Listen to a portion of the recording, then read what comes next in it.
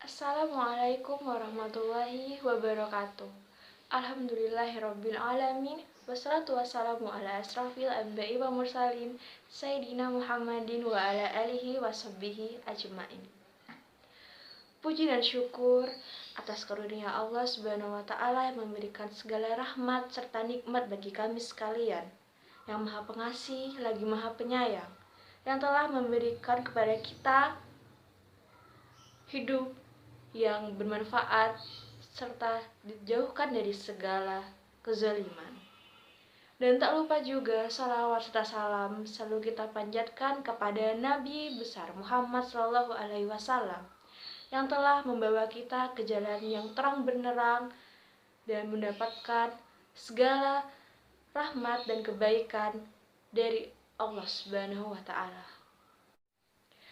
Baik, di sini saya Rifa Rekina Kurniawan berkesempatan untuk memberikan pencerahan kepada kalian semua tentang mukjizat Nabi Muhammad SAW.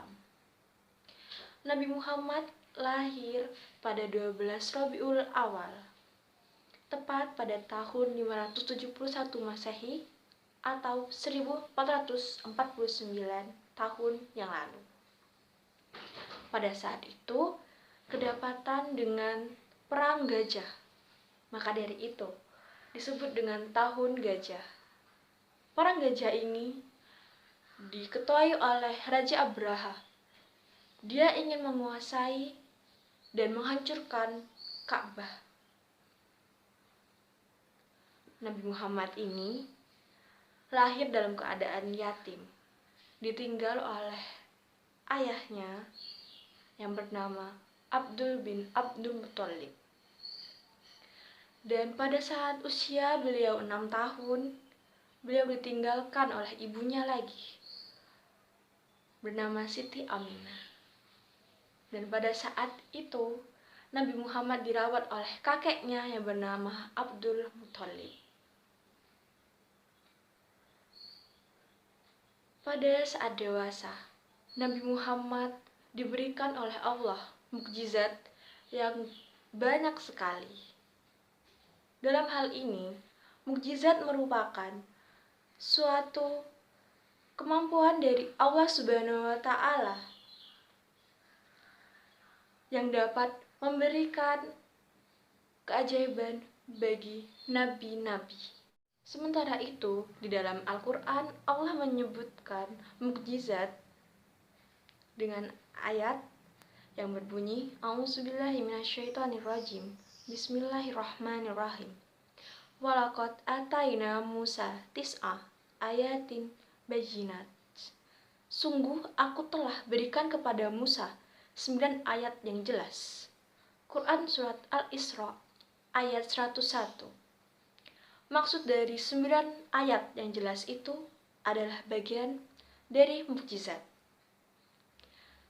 Adapun sebab datangnya mukjizat, yang pertama yaitu mukjizat yang diberikan oleh Allah kepada nabi sebelumnya untuk menghadapi musuh-musuh, yaitu musuh-musuh orang kafir.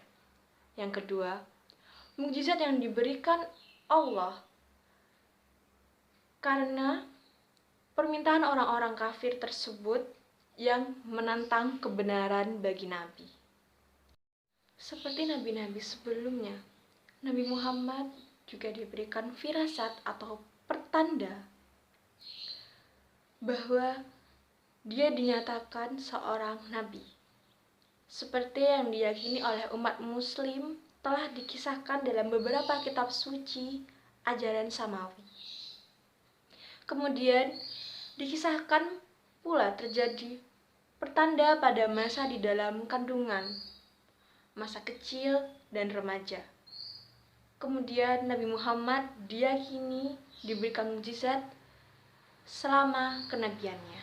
Diriwayatkan bahwa suatu ketika ada seorang wanita Ansar berkata kepada Rasulullah SAW, "Ya Rasulullah, bolehkah saya buatkan untukmu sesuatu yang dapat engkau duduki?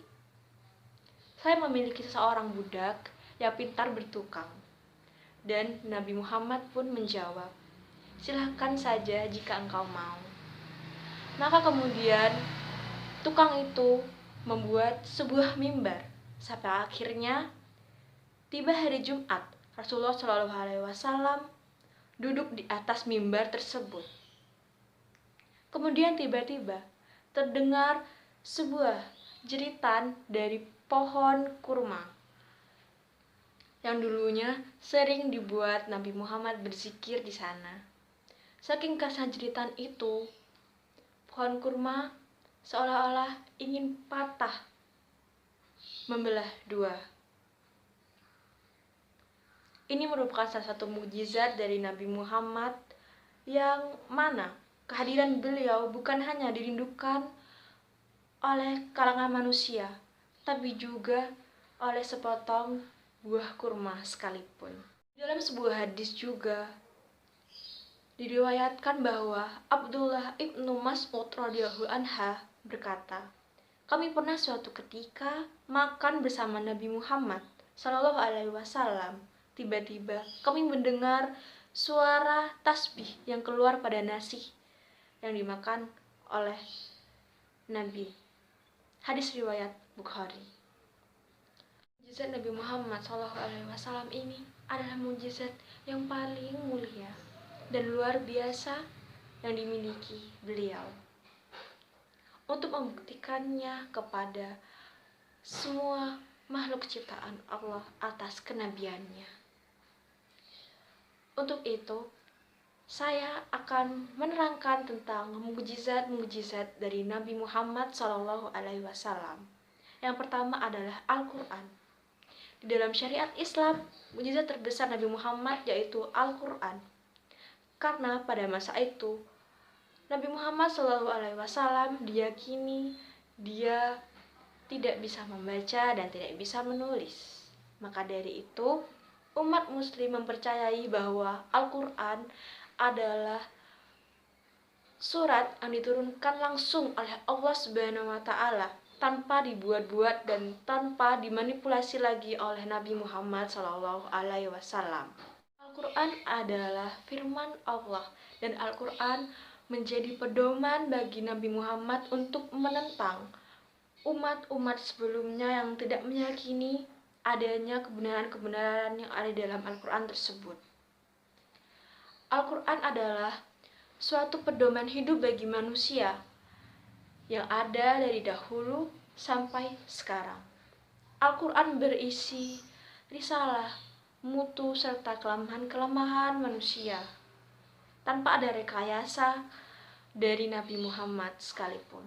Al-Quran menunjukkan kelemahan serta mutu sastra dan balaghah manusia karena mereka tidak mampu menandingi Al-Quran. Dan Al-Quran menunjukkan kelemahan rekayasa umat manusia yang tidak sebanding dengan kesombongannya.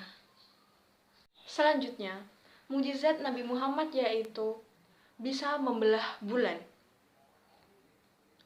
Dalam hadis Bukhari dan Muslim, juga dalam kitab-kitab hadis yang terkenal lainnya diriwayatkan bahwa sebelum Rasulullah SAW hijrah, berkumpul tokoh-tokoh kafir Quraisy seperti Abu Jahal, Walid bin Mughirah, dan Al-As bin Khail.